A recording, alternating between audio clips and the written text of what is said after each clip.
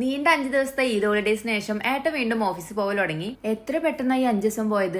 ഈ ദിവസങ്ങളിലൊന്നും ഞാൻ വീഡിയോ ഇട്ടിട്ടുണ്ടായിരുന്നില്ല. അത് ഈ ഹോളിഡേസ് അടിച്ചു പൊളിച്ച് ആഘോഷാക്കി കുറെ യാത്രകളൊക്കെ പോണ തിരക്കിലായതുകൊണ്ടല്ല, പകരം ഞാൻ എവിടെയായിരുന്നു? ഹോസ്പിറ്റലിൽ. അല്ലെങ്കിലും കുറച്ച് ദിവസം അടുപ്പിച്ച് ഇതുപോലെ അവധിയൊക്കെ ഉണ്ടാവുന്ന സമയത്ത് അവിടെ പോകണം ഇവിടെ പോകണം എന്നൊക്കെ പ്ലാൻ ചെയ്യുമ്പോൾ ഒന്നെങ്കിൽ ഏട്ടന് ഓവർ ടൈം ഡ്യൂട്ടി ഉണ്ടാവും, അല്ലെങ്കിൽ എന്തെങ്കിലും ഇതുപോലെ വയ്യായികകൾ വരും കേട്ടോ. ഇപ്രാവശ്യം എനിക്കാണ് വയ്യാണ്ടായത്.